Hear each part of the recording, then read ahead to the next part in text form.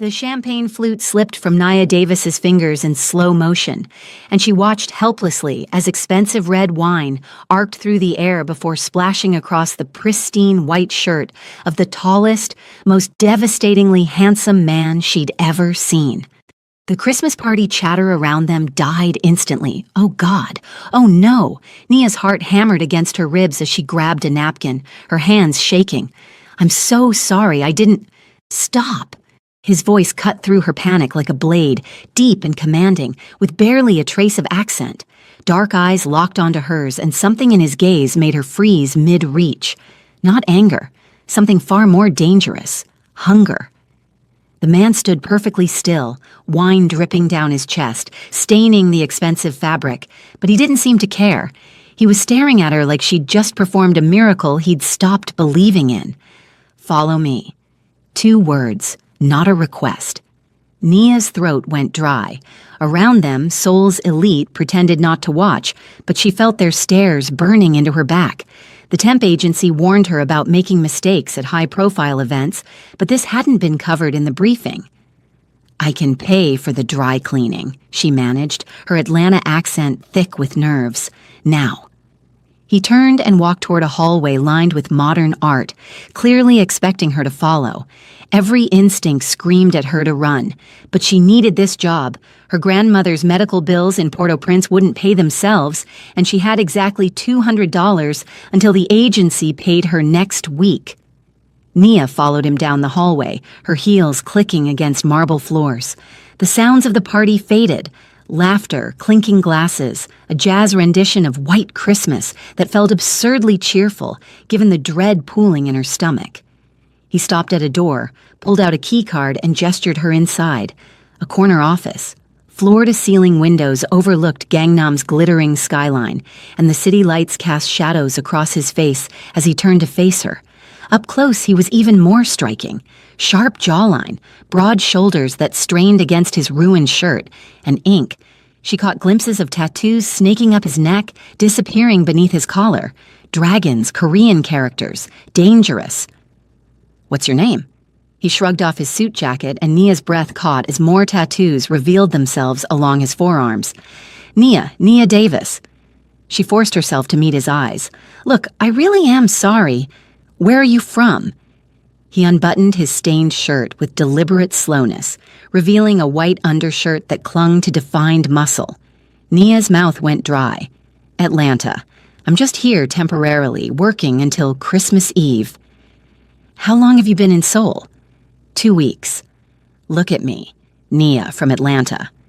She already was looking, but something in his tone made her truly see him. The tension in his jaw, the way his hands trembled slightly on his buttons, the barely controlled intensity radiating from him like heat. "What's your name?" she asked, surprising herself. A ghost of a smile touched his lips. "Kang Ji-hoon." He said it like she should know.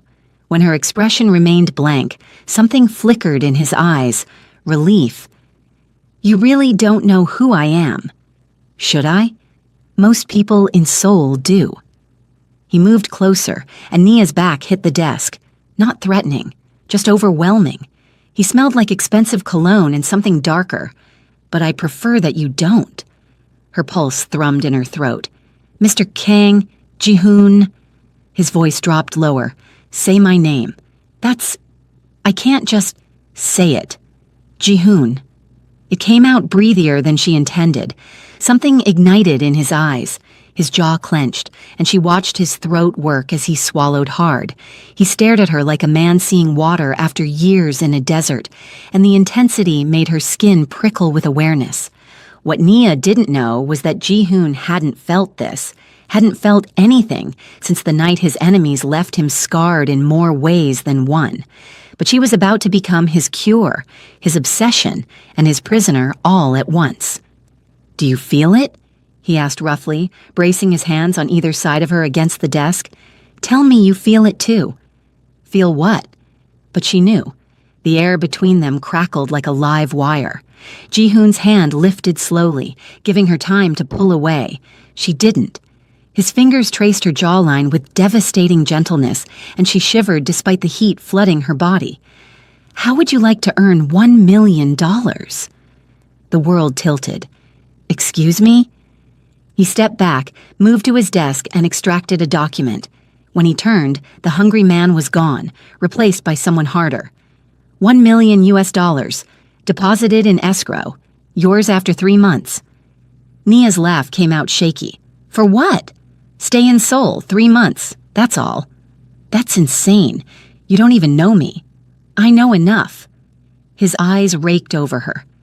I know that something happens when you're near me, something that hasn't happened in 3 years.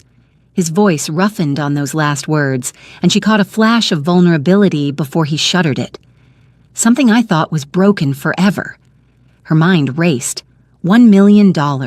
Her grandmother's treatments, her student loans, her entire future solved. I have a life in Atlanta. I'll cover everything. Your rent, your obligations. Just be available when I need you. Available for what? Dinners, conversations. His gaze burned into hers. Your presence. The rational part of Nia screamed this was dangerous, but the part drowning in debt, watching her grandmother suffer, that part was listening. Why me? She whispered. Ji-hoon moved closer, cupped her face. Because 3 years ago something broke inside me, and 5 minutes ago, when you looked at me, I felt whole for the first time since. That's not an answer. It's the only one I have. His forehead nearly touched. Hers. Say yes, Nia. If you're already hooked on Nia and Ji-hoon's story, hit that subscribe button, because things are about to get dangerously intense. Trust me, you don't want to miss what happens next. She should run. Should definitely not agree to stay 3 months with a man whose eyes promised things that both terrified and thrilled her. 1 million? Her voice barely worked. Plus expenses. Nia closed her eyes and made a decision that would change everything. I need to see the contract first. Ji-hoon's smile widened, possession burning in his gaze. Smart woman. My lawyer will have everything ready by morning. Tonight, let me take you to dinner. Tonight? I'm not letting you out of my sight until that contract is signed. He shrugged back into his jacket, transforming back into the polished businessman. But Nia had seen beneath the surface now. She knew what lurked under that expensive suit.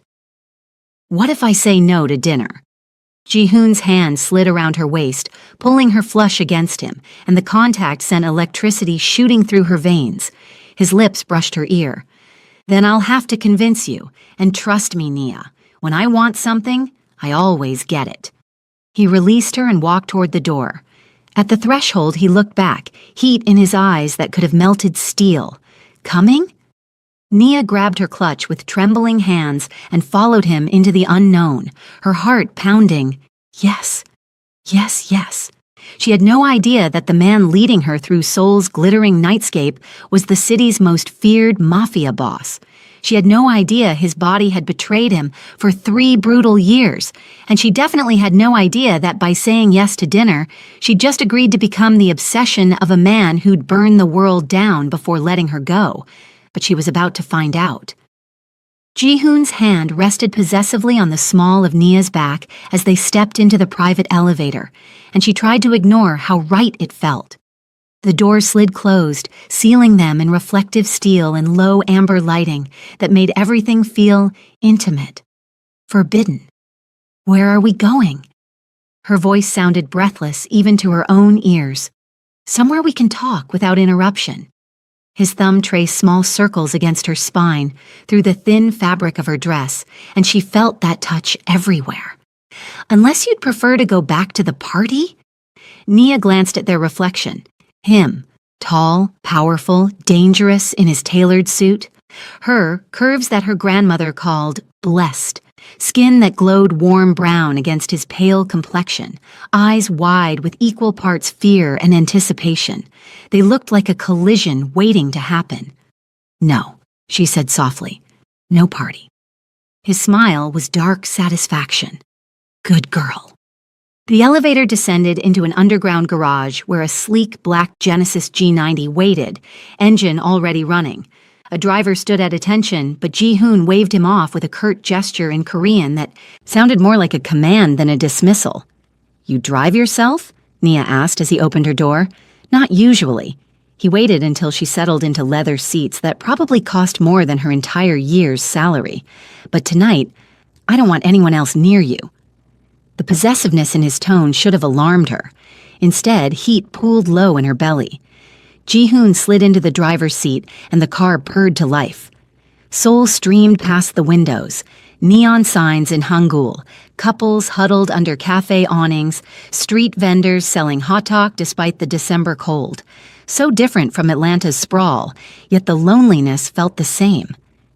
Tell me about your grandmother, Ji-hoon said, navigating through traffic with easy confidence. Nia's head snapped toward him. How did you mentioned medical bills, Port-au-Prince. His eyes stayed on the road, but his jaw tightened.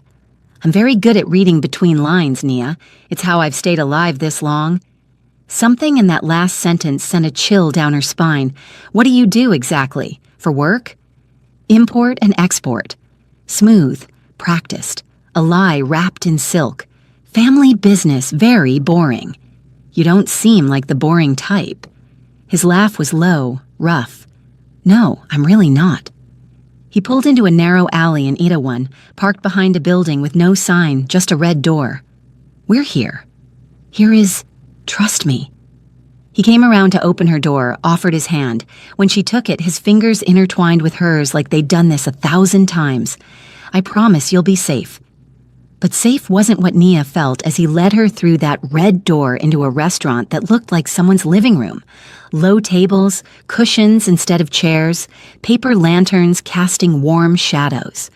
Empty except for an elderly woman who greeted Ji-hoon with obvious affection, then suddenly gripped his arm, her expression shifting to concern. She spoke rapidly in Korean, glancing nervously toward the window. Ji-hoon's entire body tensed. He responded in a low voice, then forced a smile as he guided Nia to a private corner. Whatever the old woman had said, it had put him on edge. She says I don't visit enough, Ji-hoon translated, but his eyes kept flicking to the entrance. And that you're too pretty for me. Nia didn't believe that was all the woman had said. Dishes appeared. Kimchi jjigae, galbi, banchan in small ceramic bowls. The elderly woman kept bringing food, but Nia noticed how her hands shook slightly, how she kept glancing at Ji-hoon like she was worried. Eat, Ji-hoon commanded gently, picking up his chopsticks with elegant precision. You barely touched anything at the party. I was working. You're not working now. His eyes met hers, and some of the tension melted. Now you're mine for the evening. There was that word again. Mine. It should have felt oppressive. Instead, it felt like a promise. Nia fumbled with her chopsticks, and Ji-hoon's hand covered hers, adjusting her grip. His touch lingered, thumb stroking the inside of her wrist where her pulse hammered. Like this, he murmured, gentle but firm. She wasn't thinking about chopsticks anymore. They ate, conversation flowing between bites. Nia told him about Atlanta, about her marketing degree gathering dust while she worked temp jobs, about her grandmother who raised her after her parents died, who taught her Creole songs and how to make griot, who deserved better than choosing between medication and rent. Ji-hoon listened with an intensity that made her feel seen. When she asked about him, he deflected with dark humor and careful omissions. But she learned things anyway. 34, an only child. His father built the family business, and Ji-hoon inherited it 3 years ago under circumstances he wouldn't discuss. 3 years. Always 3 years. What happened 3 years ago? Nia asked quietly. Ji-hoon's chopsticks stilled. His expression shuddered. Nothing you need to worry about. You said something broke. His phone buzzed, violent and insistent. Ji-hoon glanced at the screen, and his entire demeanor changed. Shoulders tensing, jaw clenching, darkness flooding his features. He answered in Korean, his voice dropping to something lethal. Nia caught one word repeated twice. Minjai. The way Ji-hoon said it sounded like a curse. He stood abruptly, spoke into the phone in harsh commands as he walked toward the entrance. Through the paper walls, Nia heard his voice rise, sharp and brutal. The elderly woman emerged from the kitchen, wringing her hands, fear evident in her lined face. What Nia didn't know was that the phone call was about Min-jae, Ji-hoon's cousin who'd been circling like a vulture for 3 years, waiting for Ji-hoon's weakness to become fatal. And now Min-jae had heard whispers about an American woman, about Ji-hoon's sudden interest, about a vulnerability that could finally be exploited. The old woman approached, refilled Nia's tea with trembling hands, and said something soft in Korean that sounded like a warning. "I don't understand," Nia said helplessly. The woman touched Nia's hand, then pointed to Ji-hoon's back, then to her own heart. She shook her head sadly. A chill ran down Nia's spine. When Ji-hoon returned, he was a different man. Colder, harder. The tattoos on his neck seemed darker in the low light, and she noticed for the first time that one of them was a scar, thick and jagged, barely concealed by ink. "We need to go." No explanation, just authority. "What's wrong?" "Business." He pulled out his wallet, left bills that were definitely too much. "Come. Now." Outside, the temperature had dropped. Nia shivered in her cocktail dress, and Ji-hoon immediately shrugged off his jacket, draping it around her shoulders. The gesture was protective, but his eyes scanned the street like he expected threats in every shadow. "Ji-hoon, you're scaring me." He looked at her then. Really? Looked, and some of the ice melted. "I'm sorry." His hand cupped her face, thumb tracing her cheekbone. "I shouldn't have brought you into my world." "What world?" "One where people like me don't get happy endings." His voice was rough with something that sounded like regret. "You should walk away, Nia. Take your temp job, fly home Christmas Eve, forget you ever met me." Her heart clenched. "The contract..." "Forget the contract. Forget the money." He was so close now, his breath warm against her face, his body blocking the wind. "Because if you stay, if you sign those papers tomorrow, you become mine. And I don't share, I don't let go, and I definitely don't play fair." Nia should have been terrified, should have taken his warning and run. But all she could think about was the loneliness in his eyes, the way his hand trembled slightly against her face, the feeling that they were two broken people who somehow fit. "What if I don't want to forget?" she whispered. Ji-hoon's control snapped. He pulled her against him, one hand fisting in her hair, the other spanning her waist. His forehead pressed to hers, and the raw need in his expression made her knees weak. "Then God help us both." His lips hovered over hers, a breath away from crossing a line they couldn't uncross. "Because once I have you, Nia, I'm never letting you go." A black SUV screeched around the corner, headlights blinding. Ji-hoon reacted instantly, spinning them so his body shielded hers, his hand moving to his waistband where there was definitely a gun. The SUV slowed, stopped. A window rolled down, and a man's voice called out in Korean. Ji-hoon responded, his tone deadly calm, never moving from his protective stance in front of Nia. The window rolled up. The SUV drove away, but Nia had felt it. The weapon. The way he moved like violence was second nature. The fear in the old woman's eyes. The truth clicked into place with terrifying clarity. "You're not just an importer," she said against his chest, her voice muffled by his shirt. Her hands fisted in the fabric, caught between pulling him closer and pushing him away. "Are you?" Ji-hoon's arms tightened around her. For a long moment he said nothing. Then, quietly, devastatingly, "No, I'm not." "Then what are you?" He pulled back just enough to look at her, and in his eyes she saw danger, darkness, and something that looked dangerously like devotion. "I'm the man who's going to give you one last chance to run." Nia didn't run. She should have. Every logical bone in her body screamed at her to get in a taxi, go back to her tiny apartment in Itaewon, pack her single suitcase, and catch the first flight back to Atlanta. Instead, she stood in that cold alley with Ji-hoon's jacket around her shoulders and his confession hanging between them like smoke. "What does that mean?" Her voice came out steadier than she felt. "What are you?" Ji-hoon's jaw worked, muscles tensing beneath skin. "The kind of man your grandmother would tell you to stay away from." "That's not an answer. It's the only one you're getting tonight." He reached for her hand and she let him take it, even though warning bells were clanging in her head. "Let me take you home." The drive back was silent except for the hum of expensive engine and Seoul's nighttime symphony filtering through the windows. Nia watched neon signs blur past, her mind racing. Gun, SUV, the way that man's voice had held both fear and respect. The scar beneath Ji-hoon's tattoos, import and export, right. Ji-hoon pulled up outside her building, a narrow structure wedged between a convenience store and a nori bang, nothing like the glittering towers of Gangnam. He killed the engine but didn't move to get out. You live here alone? His voice was tight. It's temporary. The agency arranged it. Nia turned to face him. Ji-hoon, I need you to be honest with me. What am I getting into if I sign that contract? He stared straight ahead, knuckles white on the steering wheel. Luxury, protection, everything you need. A pause. And danger you don't deserve. From who? From me. He finally looked at her, and the raw vulnerability in his eyes made her chest ache. From my world. From men who would hurt you just to hurt me. Like the man in the SUV, Ji-hoon's expression darkened. That was a warning. My cousin. He's been waiting 3 years for me to show weakness.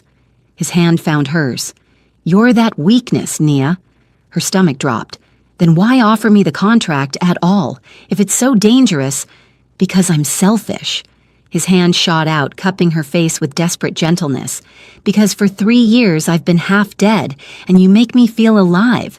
Because the second you looked at me tonight, I knew I'd do anything, break any rule, cross any line, to keep you. His thumb traced her lower lip, and Nia's breath hitched. That's not fair. I told you I don't play fair. He leaned closer, and she could smell his cologne mixed with something darker. Gunpowder, maybe, or just the scent of danger. Tell me to leave, Nia. Tell me you don't feel this too, and I'll walk away. You'll never see me again. She should say it, should end this before it started. But when she opened her mouth, different words came out. I feel it. Ji-hoon's control shattered. He pulled her across the console into his lap, and Nia went willingly, her dress riding up as she straddled him in the driver's seat. His hands spanned her waist, fingers digging into her hips with possessive pressure that should have scared her, but instead sent heat flooding through her veins. You're going to ruin me. He breathed against her neck, lips trailing along her pulse point. Completely destroy me. Good, Nia gasped as his teeth grazed her skin. Her hands fisted in his hair, and she felt him groan, felt the evidence of his desire pressing against her through expensive fabric. 3 years of nothing, and now this consuming need that felt like drowning and breathing at the same time. His phone buzzed, once, twice, insistent. Ignore it, Ji-hoon growled against her collarbone, his hand sliding up her thigh. But Nia felt the tension returning to his body, the way his grip shifted from passionate to protective. You should answer that. I should take you upstairs. His eyes were black with desire, his usual control nowhere in sight. I should show you exactly what you do to me. God, she wanted that. But something in his phone's persistent buzzing felt urgent. Wrong. Answer it, she said firmly, climbing back into her seat even though every nerve ending protested. Please, Ji-hoon cursed in Korean, something that sounded like shabal, and grabbed his phone. His expression shifted from frustrated to lethal in seconds as he listened. He responded in rapid, harsh commands, then ended the call. I have to go. He was already scanning the street, that predatory awareness back in full force. Now, what's wrong? Min-jae's moving faster than I expected. His hand moved instinctively toward his waistband. I need to handle this before it reaches you. Fear spiked through her arousal. Ji-hoon, go inside, lock your door, don't open it for anyone. He grabbed her hand, brought it to his lips. I'm having security cameras installed on your building tonight.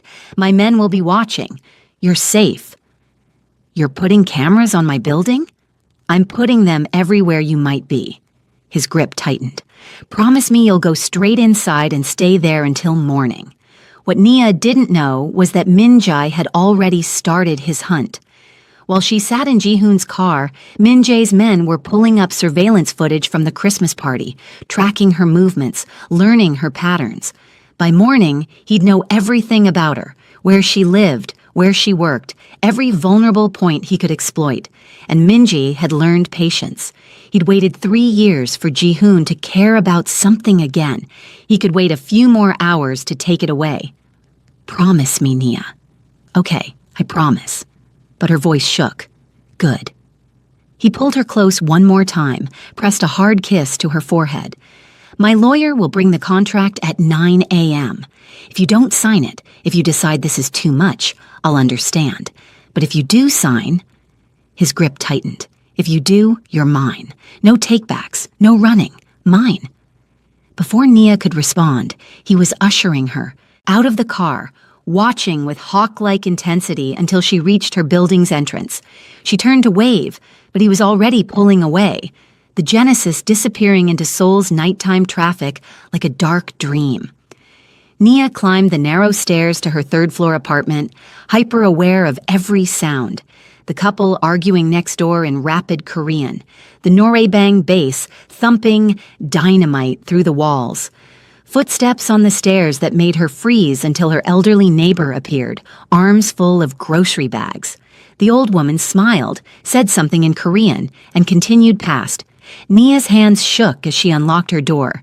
Inside, her apartment felt smaller than usual, just a narrow room with a bed, tiny bathroom, and a kitchen that was barely a hot plate and mini fridge.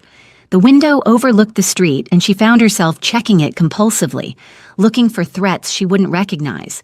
She showered, scrubbing off makeup and the scent of Ji-hoon's cologne, trying to think rationally. This was crazy. He was dangerous. He'd admitted as much. She should absolutely not sign that contract. But as she dried off and pulled on an oversized Atlanta Braves t-shirt, all she could think about was the broken desperation in his eyes, the way his hands had trembled when he touched her, the feeling that she'd finally found something, someone, worth the risk. Her phone buzzed, a text from an unknown number. "Sleep well, Nia. Dream of me. JH." And then, seconds later, "You looked beautiful tonight. That dress is burned into my memory. I'll be thinking about taking it off you until I see you again." Heat flooded through her despite everything. She shouldn't respond, should definitely not encourage this. Her fingers moved anyway. "You're trouble." His reply was instant, the best kind. 9 a.m. beautiful. "Don't keep me waiting." Nia smiled despite herself, climbed into bed, pulled the thin blanket up. Maybe it would be okay. Maybe. Her phone buzzed again. Different number. "Pretty girl in the red dress. You should be more careful about who you trust in Seoul. Not everyone is who they seem." A friend. Nia's blood ran cold. She shot up in bed, ran to her window, looked down at the street. A black car idled at the corner, watching. Her hands trembled as she backed away from the window. Another buzz. Ji-hoon. "Did you just get a text from an unknown number? One of my security cameras just caught someone photographing your building." "Yes. How did you know?" "I told you, I'm watching. Don't respond to it. Don't leave your apartment. I'm sending additional men to your building now. You're safe. I promise." But Nia didn't feel safe. She felt like prey, like she'd stumbled into a war zone without realizing it. She triple-checked her door lock, pushed her small dresser against it for good measure, and sat on her bed with her phone clutched in shaking hands. The black car was still there, still watching, and tomorrow morning, she had to decide if she was brave enough or foolish enough to sign her name on a contract that would bind her to the most dangerous man in Seoul. A man whose enemies were already circling, a man who just made her a target. Nia didn't sleep. She watched that black car through her window until sunrise painted Seoul's sky in shades of pink and gold, until the vehicle finally pulled away and was replaced by a different one. This one with 2 men inside who looked like they could break someone in half without breaking a sweat. Ji-hoon's men, watching, protecting, or guarding, depending on how she looked at it. At 8:30, her doorbell buzzed. Nia jumped, heart hammering, then checked her phone. A text from Ji-hoon. "That's breakfast. Let him in." She cracked the door open, chain still attached, and found a young man in a suit holding bags from what smelled like an expensive bakery. He bowed slightly, said something in Korean, and held up his phone. A photo of him standing next to Ji-hoon, both of them in what looked like an office. Verification. Nia took the chain off, accepted the food with shaking hands. The man bowed again and left without a word. Inside the bags, fresh croissants still warm from the oven, sliced mango and strawberries, coffee from a shop she definitely couldn't afford, and a small box. She opened it with trembling fingers and found a phone, sleek, new, expensive. A note was tucked inside in sharp, elegant handwriting. "Your old phone isn't secure. Use this one. I'm #1 on speed dial. Anything you need, call me. Anything you fear, call me. Anything at all. JH." Nia stared at the phone, emotions warring inside her. This was control, possession, everything she should run from. But it was also protection. Care. Someone giving a damn whether she lived or died. She picked up the new phone, pressed 1. He answered before the first ring finished. "Nia." Just her name, but the relief in his voice made her chest tight. "You didn't sleep." "How do you—" She stopped. "The cameras. I watched your window all night." No apology in his tone. "I saw you looking out. I'm sorry you were scared." "You should be sorry for making me a target." A pause. "I am. More than you know." His voice dropped lower, rough with exhaustion. "But I'm not sorry for wanting you, and I'm not sorry that in exactly 20 minutes you're going to sign a contract that makes you mine." Presumptuous. Hopeful. She heard movement on his end, voices speaking rapid Korean in the background. "My lawyer is leaving now. Her name is Park Soo-jin. She'll have identification. Don't open the door for anyone else." "Ji-hoon, I haven't decided." "Yes, you have." Not arrogant, just certain. "You decided the moment you pressed 1 on that phone. You decided when you didn't run last night. You decided when you looked at me in that office and felt what I felt." He was right. Damn him. He was right. 3 months, Nia said, quietly. "That's all I'm agreeing to." "We'll see." The promise in those words sent shivers down her spine. "Answer the door when Soo-jin arrives. I'll see you soon, beautiful." He hung up before she could respond. Nia forced herself to eat, though the croissants tasted like sawdust in her dry mouth. She showered, pulled on jeans and a cream sweater, was braiding her hair when the doorbell rang again. The woman at her door was striking. Sharp black suit, severe bun, eyes that assessed Nia in seconds. She held up a badge. "Ms. Davis, I'm Park Soo-jin, Mr. Kang's attorney. May I come in?" Nia stepped aside, and Soo-jin entered with the confidence of someone used to being the smartest person in any room. She set a leather portfolio on the small table, then turned to Nia with an expression that was carefully neutral.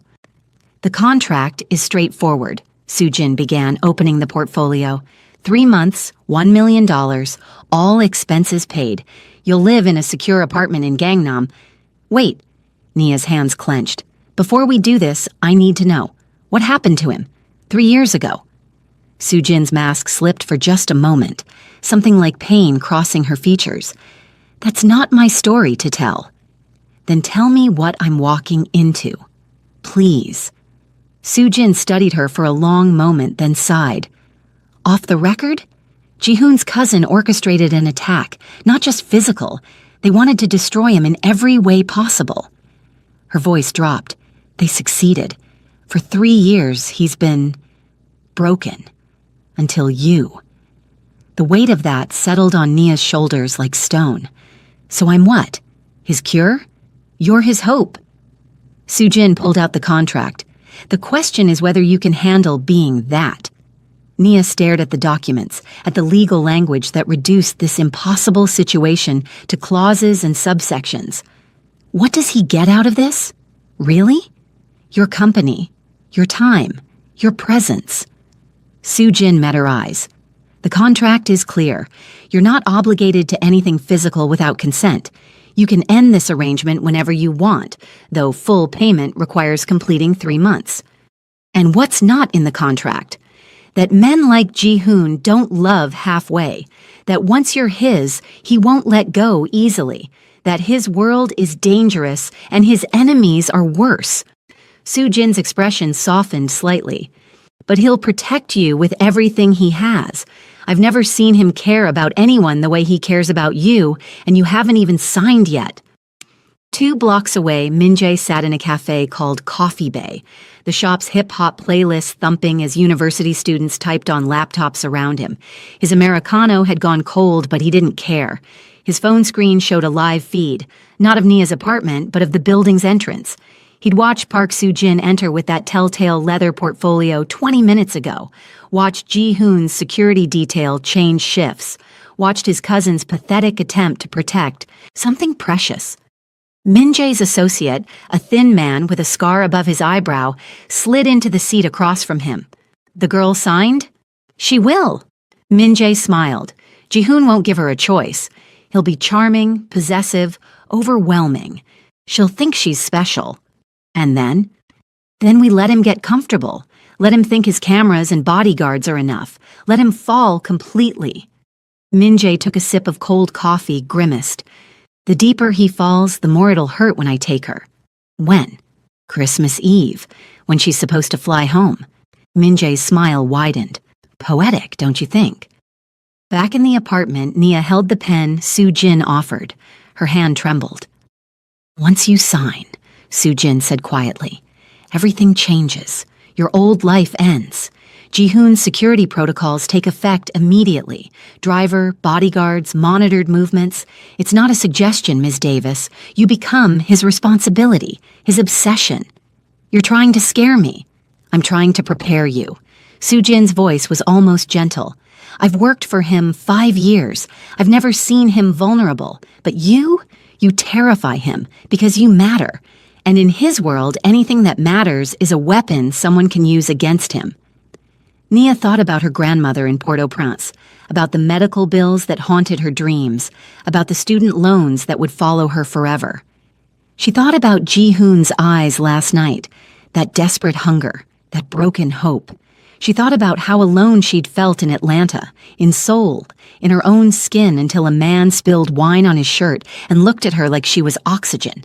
The pen touched paper. Her signature formed in shaky letters next to Ji-hoon's bold, confident strokes.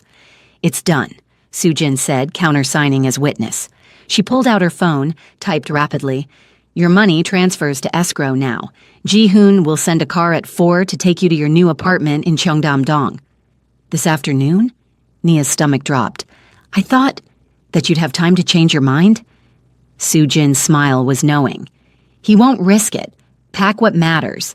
He'll provide everything else. She moved to the door, then paused. One more thing. Trust your instincts. If something feels wrong, call him. He gave you that phone for a reason. After Soo-jin left, Nia sat on her narrow bed surrounded by 2 weeks of her life in Seoul. Clothes from Dongdaemun Market, books with cracked spines, photos of her grandmother tucked into the mirror's edge. The room suddenly felt suffocating, too small for the decision she'd just made. Her new phone buzzed. Ji-hoon, it's done? Yes. 3 dots appeared, disappeared, appeared again. Then, thank God, I haven't breathed since Soo-jin left my office. Despite everything, Nia smiled. Dramatic. You have no idea. I'll see you at 4. Pack light. I want to buy you everything new. Ji-hoon. No second thoughts, Nia. You're mine now, every beautiful, terrifying inch of you. Mine. She should have been frightened by the possessiveness in those words. Instead, warmth flooded through her. Dangerous, reckless warmth that had nothing to do with logic and everything to do with the ache in her chest that said maybe, just maybe, she was his too. Another text came through. I know you're scared. I know this is insane, but I promise you, Nia, I'll keep you safe, whatever it takes. No one touches what's mine. Nia looked around her cramped apartment one last time, at the life she was leaving behind, at the unknown she was walking into. She thought about her grandmother's voice. Sometimes, Tifi, the scariest thing is also the rightest thing. She picked up the phone. I'm trusting you. Don't make me regret it. His response was immediate. Never. See you soon, beautiful. Your new life starts today. Nia began to pack, her hands steadier now, her decision made. She'd signed away 3 months to Seoul's most dangerous man. But deep down, in the part of her that recognized broken things because she was broken too, she knew 3 months wouldn't be enough for either of them. The car that arrived at 4 wasn't the Genesis from last night. This was a black Mercedes SUV with tinted windows and a driver who introduced himself as Mr. Choi. Mid-40s, ex-military posture, eyes that scanned the street before opening her door. "Miss Davis," he said in careful English. "Mr. Kang sends his regards. He's waiting for you." Nia's single suitcase looked pathetic in the SUV's spacious trunk. Everything she owned fit in one bag, and she was about to move into a world where that probably seemed impossible. The drive from Itaewon to Cheongdam-dong took 30 minutes through Seoul's afternoon traffic. Nia watched the city transform outside her window. From her neighborhood's crowded streets and Pojangmatcha food stalls to Gangnam's towering luxury, where every building gleamed like money and power had been poured into its foundation. Mr. Choi pulled up to a high-rise that made her old building look like a dollhouse. Doormen in uniforms opened the car door. A concierge greeted her in English. Everything was marble and gold accents, and the kind of wealth that didn't need to announce itself because it simply was. "Penthouse," Mr. Choi said, guiding her to a private elevator that required a key card. "Mr. Kang is already upstairs." The elevator climbed so smoothly Nia barely felt the movement. Her reflection in the mirrored walls showed a woman who looked terrified and exhilarated in equal measure. Hair still in its braid, cream sweater suddenly feeling shabby, eyes too wide. The doors opened directly into an apartment that stole her breath. Floor-to-ceiling windows overlooked Seoul's sprawl. The space was modern minimalism mixed with traditional Korean elements, low furniture and rich fabrics, hanji paper screens, art that probably cost more than her student loans. Everything in blacks, whites, and warm woods that made the space feel both expensive and oddly intimate. And there, silhouetted against the windows, stood Ji-hoon. He'd changed from last night's suit into black jeans and a charcoal sweater that clung to his frame, casual in a way that somehow made him more dangerous. The afternoon light caught his profile. Sharp jaw, those tattoos visible on his neck, the tension in his shoulders that said he'd been waiting, watching for her arrival. "Nia." He turned, and the relief that flooded his expression made her chest tight. "You came. Did you think I wouldn't? I thought you might realize how insane this is and run." He crossed to her in 3 long strides, and suddenly his hands were framing her face, thumbs stroking her cheekbones with devastating gentleness. "I've been half convinced since this morning that you'd disappear. I signed a contract." Fuck the contract. The curse was rough, almost desperate. "I just needed you here. Needed to see you. Needed—" He cut himself off, jaw clenching. Needed what? Instead of answering, Ji-hoon pulled her against him, wrapped his arms around her like he was afraid she'd evaporate. Nia felt his heart hammering against her cheek, felt the tremor in his hands as they pressed against her back. She let herself sink into him, breathed in his scent, cologne and something darker, something that was just him.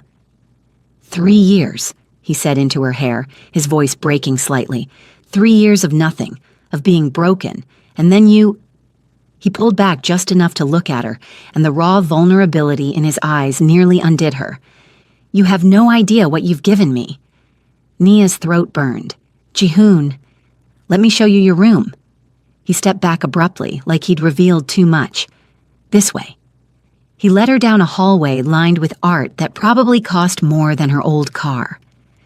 "Your room is here," he said, opening a door to reveal a bedroom that was bigger than her entire old apartment. King bed with white linens, a sitting area, windows overlooking the city. "This is mine? Everything here is yours." Ji-hoon leaned against the doorframe, watching her reaction with an intensity that made her skin prickle. "The closet has clothes. Soo-jin guessed your size. If anything doesn't fit, we'll fix it." Nia opened the walk-in closet, and her breath caught. Designer labels, fabrics that felt like sin, shoes organized by color, everything in her size. "This is too much." "Nothing is too much for you." He moved behind her close enough that she felt his heat. "Try something on. I want to see you in clothes I chose." The command in his voice sent shivers down her spine. "Now?" "Now." His breath was warm against her ear. "Unless you'd rather I helped you undress first?" Heat flooded through her. "I can manage." His low laugh was pure sin. "Pity. I'll be in the kitchen. Don't take too long, beautiful. I'm not a patient man." After he left, Nia's hands shook as she selected a soft burgundy sweater and black jeans that fit like they'd been made for her body. When she caught her reflection in the mirror, she barely recognized herself. The clothes transformed her from struggling temp worker to someone who belonged in this world of wealth and danger. But what Nia didn't know was that 2 floors below, in the building's security office, one of the guards was sending photos to a burner phone. Photos of her arrival. Photos of Ji-hoon greeting her with desperate relief. Min-jae had paid well for inside access, and the guard's gambling debts made loyalty cheap. Nia found Ji-hoon in a kitchen that looked like it belonged in a magazine. He'd rolled up his sleeves, revealing more of those intricate tattoos, dragons that seemed to move in the low lighting, Korean characters she couldn't read, and there, just visible above his wrist, another scar. His eyes darkened when he saw her. "Perfect," he said, his voice rough. "You look perfect. It's just clothes. It's you in clothes I bought you, in my home, about to eat food I'm making you." He turned back to the stove where beef sizzled. "You have no idea what that does to me." The possessiveness in his tone should have alarmed her. Instead, it made her pulse race. "I'm making bulgogi," he continued, "and kimchi fried rice, my mother's recipes." "You said she passed away." "When I was 19. His knife stilled for just a moment. "Cancer. She taught me to cook because she said a man who can feed himself doesn't need saving." "And do you? Need saving?" Ji-hoon looked at her, and the raw honesty in his expression nearly undid her. "I did. Until you." They ate at a low table near the windows, Seoul glittering below them. Nia told him about Port-au-Prince, about her grandmother's tiny house with the mango tree, about losing her parents, and her grandmother becoming everything. "She sounds remarkable," Ji-hoon said quietly. "She is." Nia's throat tightened. "The treatments aren't working. The doctors say maybe 6 months. Then we'll get her better doctors. Fly her here if needed." His hand covered hers. "You're mine now, Nia. That means your family is my responsibility, too." A phone buzzed. Not Ji-hoon's, but somewhere in the apartment. He tensed immediately, head turning toward the sound. "What is it?" "Security system." He stood, moved to a panel on the wall. His expression darkened as he read something on the screen. "Someone's testing our cameras, trying to find blind spots." Nia's stomach dropped. "Min-jae? Probably." Ji-hoon's jaw clenched as he typed something, then made a call in rapid Korean. When he hung up, murder was in his eyes. "I'm doubling security. No one gets near you." "Ji-hoon, maybe this was a mistake. If I'm putting you in danger..." He was across the room in seconds, caging her against the windows, his body a wall of heat and barely controlled violence. Don't even think it. But you're not going anywhere." His hand slid into her hair, tilting her face up to his. "I chose this. I chose you. And I'll burn this entire city down before I let him touch you." "That's not reassuring. It's a promise." His thumb traced her lower lip, and she watched his pupils dilate. "Do you have any idea how hard it is not to kiss you right now?" "Then why don't you?" The words were out before she could stop them. Ji-hoon's control visibly cracked. "Because if I start, I won't stop." His voice was gravel and need. "Because I want to take you to my bed and spend hours learning every sound you make. Because I've waited 3 years to feel something, and now I feel everything, and it's terrifying." Nia's hands fisted in his sweater. "I'm scared too." "Good." His forehead pressed to hers. "Be scared with me. Just don't leave me." "I'm not going anywhere," she whispered. Ji-hoon's kiss was inevitable. Desperate and claiming, his hands pulling her impossibly closer as his mouth moved over hers with 3 years of pent-up hunger. Nia melted into him, gasped when his teeth grazed her lower lip, moaned when his tongue swept into her mouth. He tasted like sin and salvation, and she wanted more. Ji-hoon lifted her easily, her legs wrapping around his waist as he pressed her against the glass. Seoul glittered behind her, but all she could feel was him. his hands spanning her waist, his hips pressed against hers, the evidence of his desire hard and insistent. "Nia!" He groaned against her neck, his control hanging by a thread. "Tell me to stop." "No." His laugh was dark, dangerous. "You're going to ruin me, beautiful, completely destroy me." "Good," she gasped as his mouth found the sensitive spot below her ear. "You've already ruined me." But across the city, Min-jae was watching those same security feeds his guard had compromised. He saw Ji-hoon and Nia silhouetted against the penthouse windows, saw the kiss that proved everything he'd suspected. His cousin wasn't just interested in the girl, he was obsessed. Perfect. Min-jae pulled out his burner phone, sent a single text to a number in Busan. "Christmas Eve. Make it clean. I want her alive." The response came quickly. "Understood. Fee doubled for the holidays." Done. 2 weeks. 2 weeks to let Ji-hoon feel safe. 2 weeks before everything came crashing down. Ji-hoon carried Nia to his bedroom. Not hers, his. And she didn't protest. Couldn't protest when his mouth was doing sinful things to her neck, when his hands were exploring her body like he was memorizing every curve, when 3 years of abstinence and 1 night of desperate wanting had collided into this moment.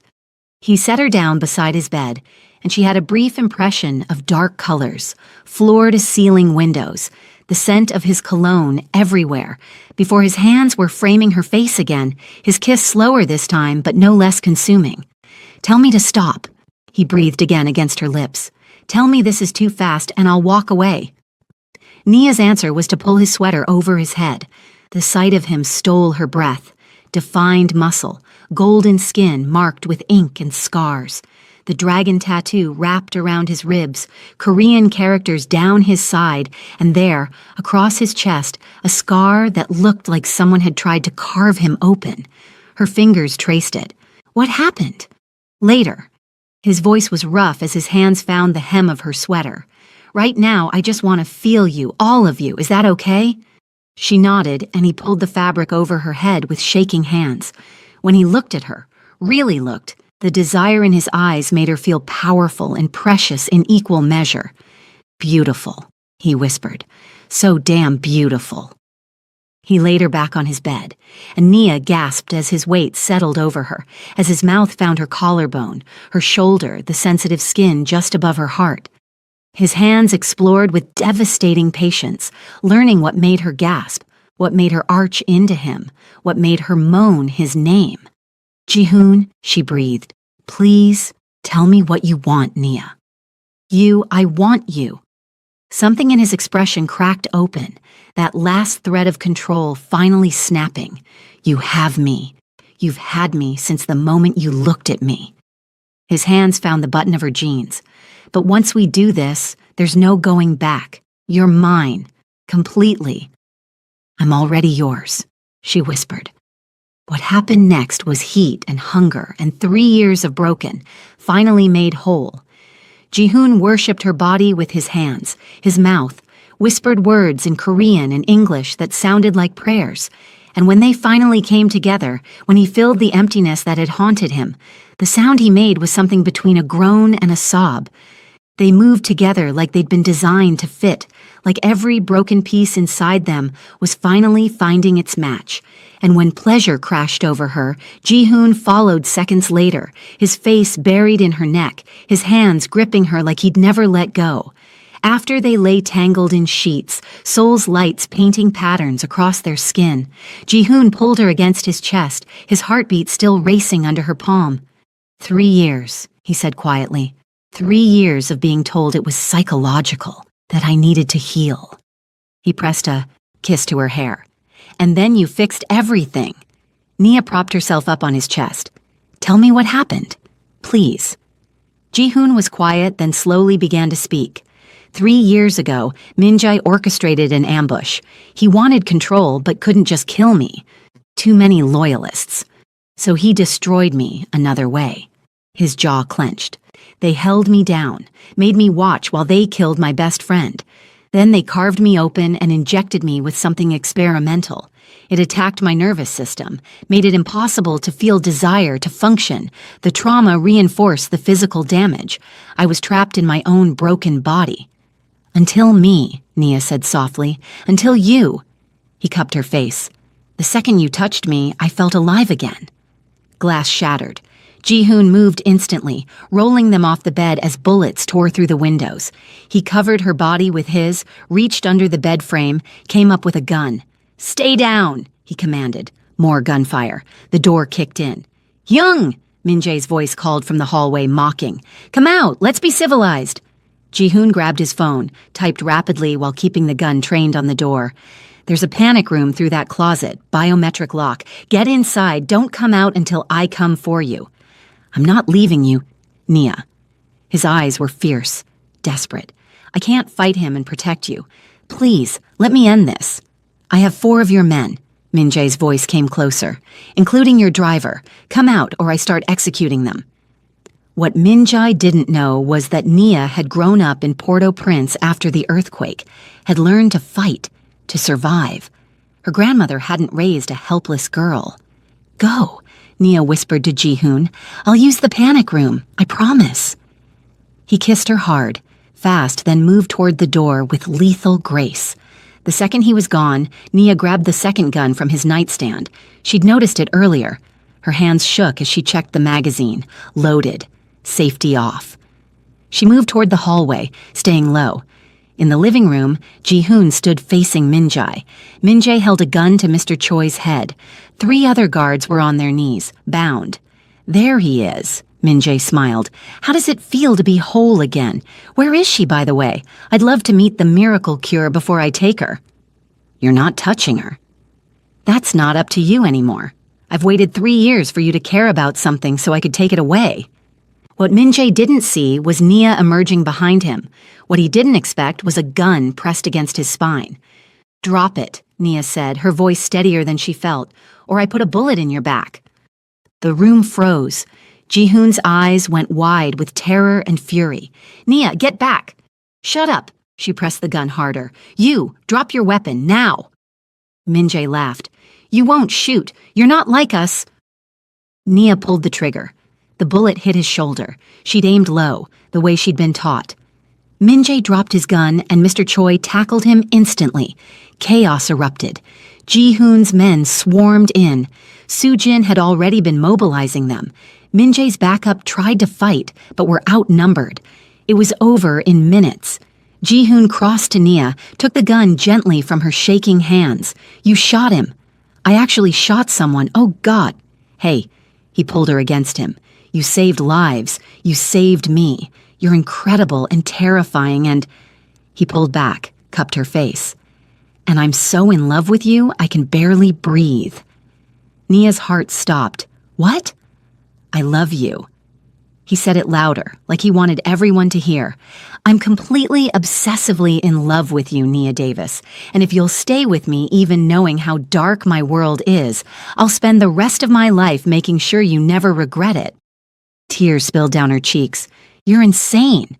"Completely. Is that a yes?" "That's a yes." She grabbed his face, kissed him hard. "I love you too." Police sirens wailed. Soo-jin appeared, already making phone calls. Min-jae was cuffed, bleeding, defeated. As they dragged him past, he looked at Ji-hoon with pure hatred. "This isn't over." "Yes," Ji-hoon said quietly, pulling Nia closer. "It is. You wanted to break me by taking away everything I cared about. But all you did was show me what I was fighting for." He pressed a kiss to Nia's temple. "She's not my weakness. She's my strength." The apartment emptied slowly. Paramedics, police, Ji-hoon's men securing the perimeter. Soo-jin handled everything with her usual efficiency, and finally, blessedly, they were alone. Ji-hoon led Nia back to his bedroom, stepping carefully over broken glass. The windows were shattered, cold December air pouring in, but neither of them cared. He pulled her onto the bed, their bed now, and just held her, his face buried in her neck, his body shaking with aftershocks of fear and relief. "I thought I'd lost you," he said roughly. "When I saw you standing there with that gun, facing him, I couldn't let him hurt you." Couldn't let him take away what we just found. Nia's hands fisted in his shirt. I was so scared.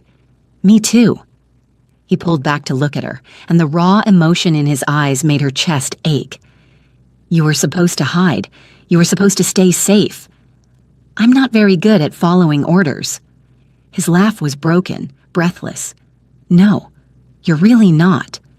He kissed her softly, thoroughly, like he was reminding himself she was real, whole, his.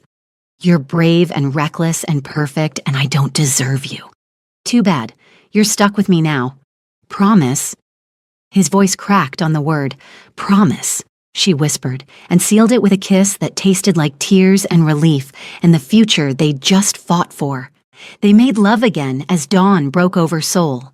Slower this time, tender, reaffirming with every touch that they'd survived, that they were whole, that nothing would tear them apart again. And when Ji-hoon finally collapsed beside her, pulling her against his chest, Nia felt something settle deep in her soul. Home. She'd found home in the arms of Seoul's most dangerous man. 3 weeks later, Christmas lights twinkled across the city as Ji-hoon led Nia to the repaired floor-to-ceiling windows.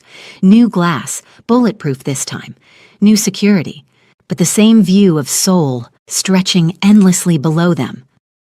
I have something for you, he said, his voice carrying a nervousness she'd never heard before. Ji-hoon, you've already given me everything. Not this. He pulled out a small velvet box, and Nia's breath caught. I know it's fast, 3 weeks since the night that changed everything, but I wasted 3 years being half alive, and I'm not wasting another second. He opened the box to reveal a ring, a single diamond surrounded by smaller stones, delicate, yet strong, just like her. Marry me, Nia. Not because of a contract or convenience.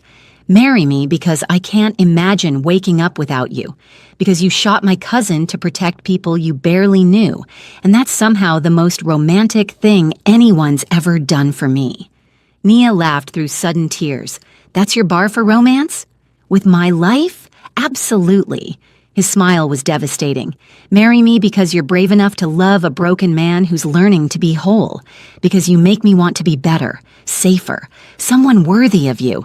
Say yes, Nia. Let me spend the rest of my life proving I'm worth the risk you took on me. Yes, the word came out choked with emotion. Yes, you impossible, wonderful, obsessive man. Yes. The ring slid onto her finger like it had been made for her. Knowing Ji-hoon, it probably had been. He pulled her into his arms, kissed her with a tenderness that made her knees weak, then rested his forehead against hers. Your grandmother, he said softly. I had my people research her case. There's a treatment program in Switzerland, experimental but promising. I've already arranged everything if she's willing. Flights, accommodation, the best doctor's money can buy. Nia's throat tightened. You don't have to. She's family now, mine to protect, mine to care for. His arms tightened around her. Besides, I need her healthy enough to attend our wedding, and to tell me embarrassing stories about you as a child. I love you, Nia whispered, the words coming easier each time, even though you're controlling and possessive and probably planned this proposal down to the second. Guilty, he grinned against her hair, and I love you too, my brave, beautiful, trigger-happy queen, forever. Outside, Seoul glittered with Christmas lights and infinite possibility. Nia had come to this city alone, broke, desperate, just a temp worker trying to survive until her flight home. She was staying as someone's everything, claimed, protected, loved by a man who'd been shattered and learned that the cracks were where the light got in. And sometimes, the most beautiful love stories grew from the most broken pieces.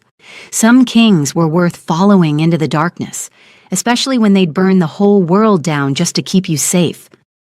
Be honest. When Nia grabbed that gun, did your heart stop? Hit like if you were screaming at your screen, and subscribe for more stories where the heroines are just as dangerous as their men. Comment your favorite moment below.